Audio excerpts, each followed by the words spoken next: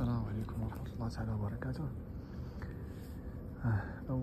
أول حاجة غادي نقولوها هو يعني تبارك الله على هذه الدولة السعودية، المساجد نظافة، ريحة عود، ريحة طيبة، تكييف، يعني كليماتيزاسيون، تبارك الله. ما تحسش كاع بأنك زي الحرم، كيف الحرم، كيف يعني المساجد الثانية في الأحياء يعني العادية، يعني في الأحياء. سبحان الله، الدولة بتبني مساجد والمحسنين بيبنوا مساجد، نظافة ما شاء الله. شوف، ولكن أنا اللي شدني المسجد هذا، المساجد تقريبا كلها زي بعض، يعني كلها زي بعضها كيف يقولوا، يعني بحالها بحال المساجد الثانية، يعني بالنسبة للنظافة، بالنسبة يعني وين ما رحت في مساجد، يعني وين ما تمشي كاين مساجد. انا كنحاول نتكلم حتى باللغه يعني العربيه او اللغه العاميه هنا في السعوديه، باش حتى هما لو شافوا يعني الفيديو يعني يعرفوا علاش او علاش تكلمت انا على هذا، مش على هذا المساجد. فالله يجزيهم بخير، يعني ناس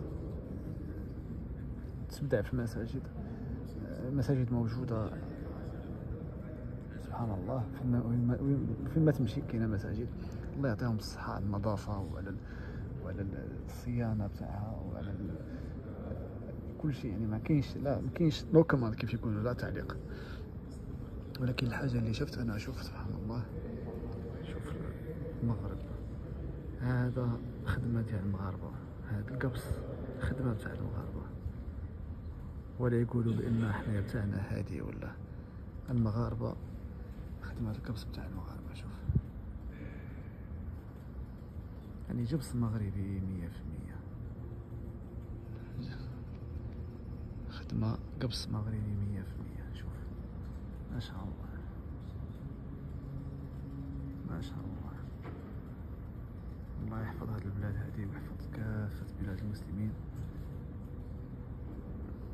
مساجد سبحان الله، وفين ما تمشي أي مسجد مشيتي ليه، واخا يكون يعني مسجد يعني صغير، هذا حتى هو مسجد مش يعني هذا مسجد باين جديد يعني في ولكن سبحان الله المسجد والقبص المغربي. اي مسجد تروح تمشي ليه تلقى فيه القبص المغربي، ضروري تلقى ايادي مغربيه فين ما مشيتي، حتى لو كان قطعه، يعني المكان اللي يصلي فيه الامام قطعه زي المسجد اللي جنب البيت اللي ساكن فيه انا، فيه يعني ما فيهش قبص بحال هذا، ولكن يعني فيه